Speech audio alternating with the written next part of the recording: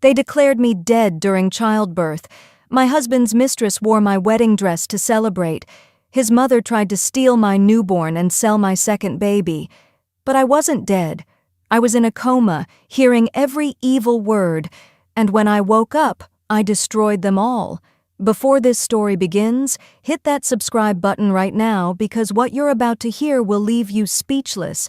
This is about betrayal, survival, and the most savage revenge you've ever seen. Don't you dare skip to the end. Every second matters. Now, let's begin. My name is Samantha, and I need to tell you about the day I died. Except I didn't die. Not really, but they wanted me to. God, how they wanted me to. It started 16 hours into labor, 16 excruciating hours of pain that felt like my body was tearing itself apart from the inside. The contractions came in waves so powerful I thought I might break in half. My husband, Andrew, stood in the corner of the delivery room, and I remember looking at him through my tears, desperate for comfort, for his hand, for anything. But he wasn't looking at me. He was on his phone. Actually, on his phone while I was screaming in agony. The doctor kept saying everything was fine, that first babies take time, that I was doing great. But then something changed. I felt it before anyone else did, this warmth spreading beneath me. Too much warmth. The nurse's face went white. She pressed the emergency button, and suddenly there were people everywhere, shouting medical terms I didn't understand. The last thing I heard clearly was the doctor yelling, "She's hemorrhaging! We're losing her!" My vision started to blur, darkening at the edges like someone was slowly turning down the lights. The heart monitor's steady beep became one long, endless scream, and in that moment, as everything faded to black, I heard Andrew's voice, not crying, not panicking, just asking flatly, "Is the baby okay?" Not, "Is my wife okay?" Not, "Save her, please save her." Just concern for the baby. That should have told me everything I needed to know. Then there was nothing. Complete darkness. Complete silence. I thought that was it. I thought I was dead. But then I started to hear things. Muffled voices, the sound of wheels on linoleum, cold air on my skin. I tried to open my eyes, tried to scream, tried to move even a single finger. Nothing worked. My body was a prison, and I was trapped inside it. I heard a sheet being pulled over my face. I felt the texture of it against my nose, my lips. I heard the doctor's tired voice, "Time of death, 3:47 a.m." And I was screaming inside my head, "I'm not dead, I'm alive, I'm right here!" But no sound came out. Nothing moved. I was being wheeled somewhere. I could feel the motion, hear the squeaking wheels. The morgue. Oh God, they were taking me to the morgue. The metal table was so cold beneath my back. I could feel every degree of that cold, but I couldn't shiver, couldn't react. I heard the morgue attendant humming some song, heard him moving around, preparing to do whatever it is they do to dead bodies. My mind was racing with terror. This is how it ends, I thought. Conscious but paralyzed while they... Wait. The attendant's voice cut through my panic. Wait, I feel a pulse. Oh my God, I feel a pulse. The next few hours were chaos. I was rushed back to the emergency room. I heard machines beeping, people shouting orders, Andrew's voice in the distance asking what was happening. And then a doctor, a different doctor, explaining something to Andrew in a calm, professional tone that made my blood run cold. "Your wife is in what we call a locked-in state.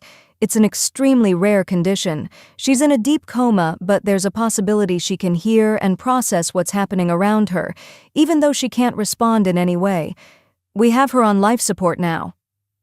There was a long pause. And then Andrew asked, and I'll never forget the tone of his voice, "Can she recover?" "It's unlikely," the doctor said. "Maybe a 5% chance. She could be like this for months, years, or she may never wake up." I waited for Andrew to break down, to cry, to beg them to do everything possible. Instead, I heard him say, "I need to make some calls," and he walked away. That's when I heard her voice for the first time. His mother, Margaret. I'd always known she didn't like me, but the coldness in her voice that day was something else entirely. "So she's a vegetable now?" Margaret said it like she was asking about the weather. We don't use that term, the doctor replied, clearly uncomfortable. How long do we keep her like this? Margaret pressed. What's the protocol? Mrs. Mitchell, your daughter-in-law is a human being who is brain-dead and costing money every minute she lays there. I'm asking you, doctor, what are our options? I heard the doctor sigh. After 30 days, if there's no improvement, the family can discuss options regarding life support. 30 days, Margaret repeated. That's manageable. They left, and I was alone with the beeping machines and my screaming thoughts. But then, through some miracle or curse, I heard them again. A nurse had accidentally left a baby monitor on in my room, and it was picking up voices from the hallway. Andrew's voice, Margaret's voice, and a third voice I recognized immediately, Jennifer, Andrew's assistant, the woman I'd suspected he was having an affair with for months. This is actually perfect, Margaret was saying. Perfect? Andrew sounded confused. Mom, my wife is in a coma. Exactly. She's as good as dead, Andrew. You have the baby, you'll have the insurance money, and Jennifer can finally step into her rightful place. But she's still technically alive, Andrew said, and I noticed he didn't sound horrified. He sounded uncertain, like he was working through a problem. Not for long, Margaret said. Hospitals hate keeping coma patients. Too expensive. Give it 30 days, then we pull the plug. Clean, legal. No one will suspect anything. What about her parents? Andrew asked. I'll handle them. We tell them she's already dead. Closed casket, funeral, cremation, the whole thing. They live 4 states away. They'll never know the difference.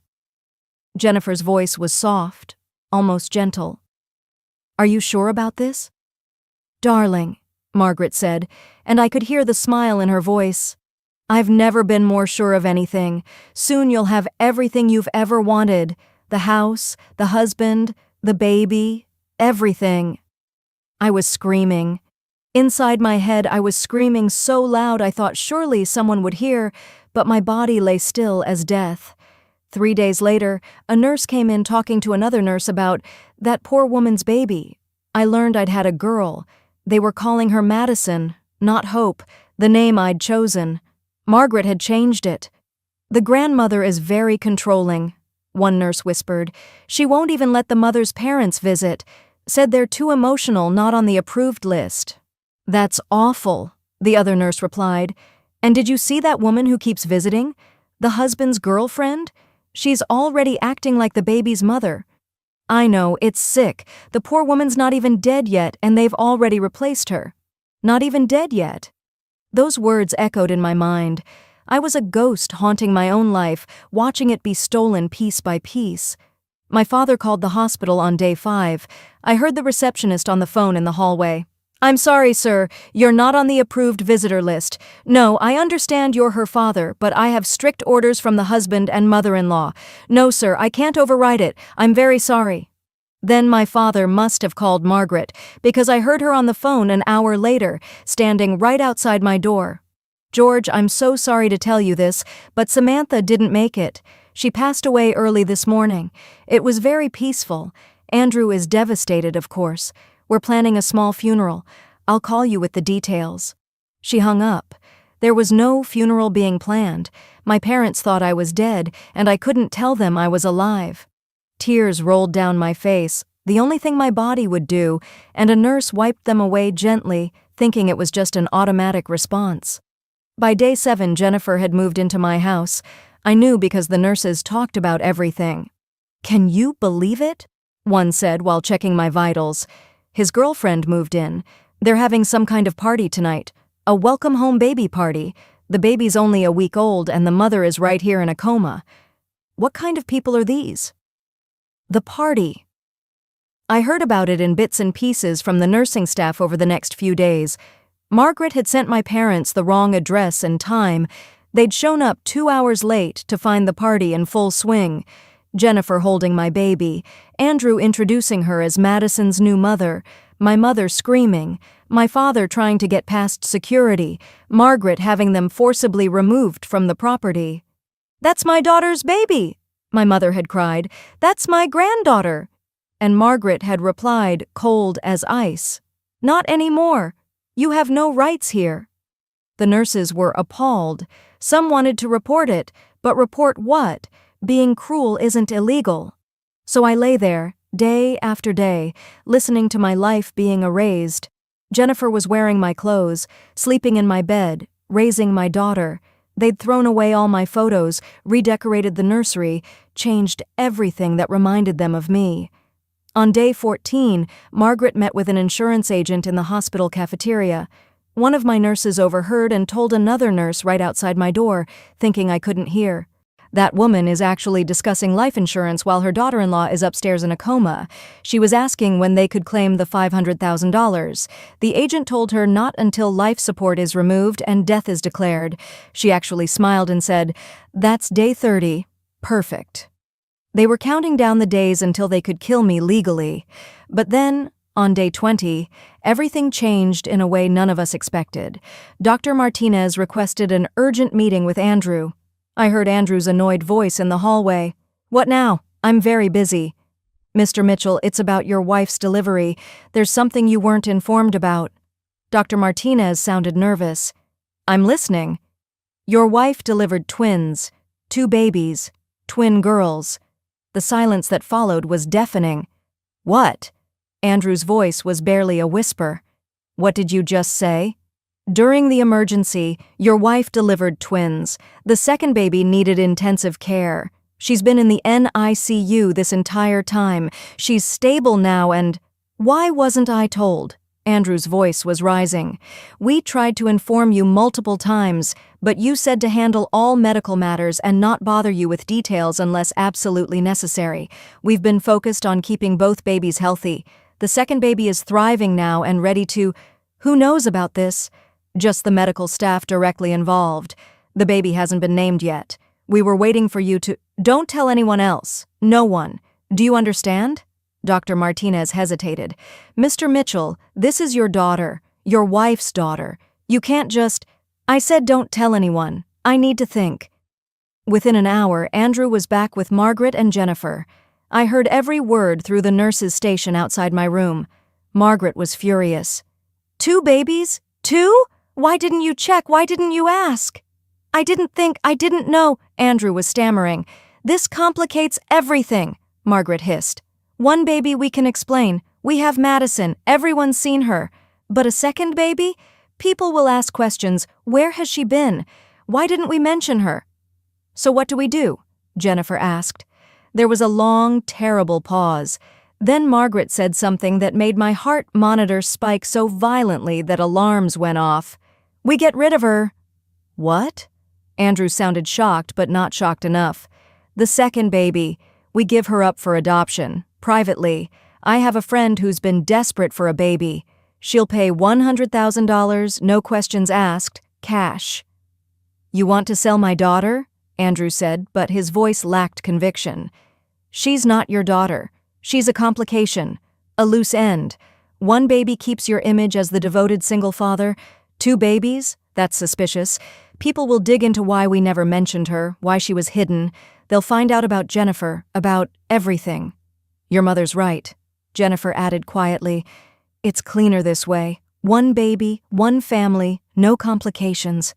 The alarms were still going off. Nurses rushed in, checked my vitals, tried to figure out what caused the spike. One nurse looked at my face and gasped. "Her eyes!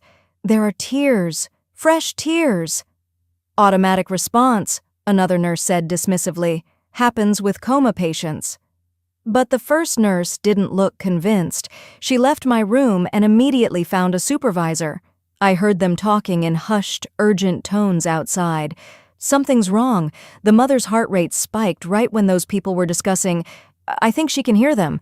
I think she heard what they're planning." "We need to call social services," the supervisor said. "And security. They're planning to sell a baby." "Can we prove it?" "We have to try." That night, day 29, just hours before they were scheduled to pull my plug, something miraculous happened. Or maybe it was pure rage that brought me back. Maybe my body finally listened to my mind screaming at it to move, to fight, to wake up. At 11:47 p.m., my right index finger twitched. The night nurse saw it. She called the doctor. By midnight, my fingers were moving consistently. By 1 a.m., my eyes were fluttering. And at 2:17 a.m. on day 29, after nearly 30 days in hell, my eyes opened. The first word I managed to whisper was, babies. Not baby, babies. Plural. Dr. Martinez was there. Mrs. Mitchell, Samantha, can you hear me? Can you understand me? Both, I whispered. My babies, both of them. Where? His eyes widened. You know about the twins? I looked directly at him and I let him see everything in my eyes, all the pain, all the rage, all the knowledge. I heard everything, every single word, for 29 days. The doctor's face went pale. Everything? The party, the girlfriend, the plan to pull the plug, the plan to sell my daughter. My voice was getting stronger with each word. I heard it all.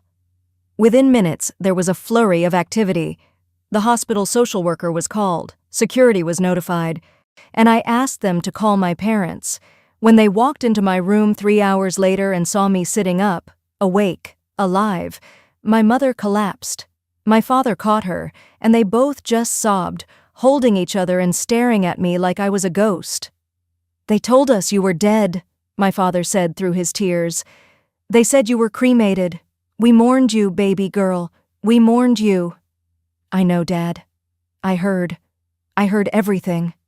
I told them all of it. Every evil word. Every cruel plan. The social worker's face grew more horrified with each detail. This is criminal, she said. Multiple crimes. We need to contact the police immediately. There's something else, I said. I made a will when I was pregnant. I suspected Andrew was cheating. I updated everything. If something happened to me, custody goes to my parents. The insurance goes into a trust for my children. Andrew gets nothing. My father's lawyer arrived within the hour. Turned out I'd been more prepared than I knew. I'd also installed hidden security cameras in my house months before. They'd captured everything. Jennifer moving in, the party, all of it. At 10 a.m. on day 30. The exact time they were scheduled to pull my plug, Andrew, Margaret, and Jennifer walked into the hospital. Margaret was carrying papers. Jennifer was wearing my perfume. I could smell it from down the hall. They were laughing about something. They walked toward the ICU and Dr. Martinez intercepted them. Before you go in, he started. We don't have time, Margaret snapped. We have the legal papers. We're terminating life support today. I really think you should. Dr. Martinez tried again, but Margaret pushed past him. Andrew and Jennifer followed. They opened the door to my room. I was sitting up in bed, fully awake, staring right at them. The coffee cup in Andrew's hand fell to the floor and shattered. Jennifer let out a scream. Margaret actually stumbled backward into the doorframe. Hello, I said, my voice clear and strong. Surprised to see me? Andrew's mouth opened and closed like a fish. No words came out. What's wrong? I continued. You look like you've seen a ghost, but I'm not a ghost, am I? I'm very much alive. This isn't possible, Margaret whispered. You were brain dead. No, I said. I was in a coma. There's a difference. And you know what's interesting about certain types of comas? Sometimes you can hear everything. Every single thing. Jennifer tried to run, but when she turned, there were 2 police officers standing in the doorway. Nobody move, one of them said. I looked at Andrew and I smiled. It wasn't a nice smile. Did you tell them about our second daughter? Oh, wait, you were planning to sell her for $100,000. I remember now. I heard that plan too. Andrew went completely white. Second, you know about my twins? Yes, Andrew. About both of my daughters. The one Jennifer's been pretending is hers, and the one you were going to sell to Margaret's friend. Margaret lunged forward, but the officers stopped her. You can't prove any of that. You were in a coma. You couldn't hear. Want to bet? I gestured to the social worker who was holding a folder. Security footage from my house, which I had installed months ago when I suspected the affair, recordings of your conversations in the hospital hallways, testimony from nurses who heard everything, phone records, bank statements showing Andrew's already spent $50,000 of my savings. Want me to go on? The police officer stepped forward. Andrew Mitchell, you're under arrest for attempted child trafficking, fraud, conspiracy to commit murder, and theft. Margaret Mitchell, you're under arrest as an accessory to all of the above. Jennifer, he looked at her, you're being detained for questioning regarding fraud and conspiracy charges. My mother walked in then, carrying a baby in each arm, both my daughters, finally together. She placed them carefully on my bed, one on each side of me. I looked down at them, identical little faces, sleeping peacefully, and the tears finally came. This one, I said, touching the baby on my left, is Hope, like I always wanted. And this one, I touched the baby on my right, is Grace, because that's what saved me. Grace. Andrew was being handcuffed. He looked at me with something that might have been regret. Samantha, don't, I cut him off. Don't you dare speak to me. Don't you dare speak to my daughters. You're nothing to us now. Nothing. Margaret was screaming obscenities as they led her away. Jennifer was crying, her mascara running down her face, begging for someone to believe she didn't know about the baby-selling plan. But I was done listening to them. I was done being the victim in my own life. 3 months later, I stood in a courtroom and watched them all get sentenced. Andrew got 8 years for attempted child trafficking and fraud. Margaret got 5 years for conspiracy and attempted murder. Because yes, pulling the plug on someone who might recover counts as attempted murder. Jennifer got 3 years as an accomplice. I got full custody of Hope and Grace. Andrew lost all parental rights permanently. There's a restraining order. They have to stay 500 feet away from us for the rest of their lives. The house was sold and every penny went into a trust for my daughters. The insurance money, all $500,000, is locked away for their education. I moved in with my parents, at least temporarily, started writing a book about my experience. It became a bestseller, and now I travel around the country speaking about patients' rights, about trusting your instincts, about fighting for yourself even when you can't fight. But my favorite part of every day is right now. I'm sitting in the park, watching Hope and Grace toddle around on unsteady legs. They're 6 months old, wearing matching yellow dresses that my mother made. They're smiling, laughing, reaching for butterflies they'll never catch. Andrew tried to bury me. Margaret tried to erase me. Jennifer tried to replace me. But they forgot something important. I'm a mother, and you don't bury mothers. You plant them, and we grow back stronger, fiercer, more determined than ever. My daughters will grow up knowing their mother fought for them from inside a coma. They'll know that love is stronger than evil, that truth always surfaces, that karma never forgets. And me? I'm exactly where I'm supposed to be. Alive, free, victorious. They wanted me dead, but I'm not easy to kill.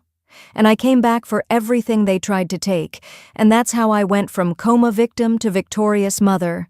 If this story shook you to your core, slam that like button and share this everywhere. Comment below, what would you have done to Margaret? And hit subscribe because more shocking true stories are coming your way. Remember, karma doesn't forget, and a mother's love is the most powerful force on earth. I'll see you in the next one. Thank you for listening to this story until the end. Hopefully every moment, every detail in the story has brought you emotions, thoughts, and maybe a little joy or motivation. Thank you for spending time with us, and hope that the next stories will continue to accompany you and touch your heart.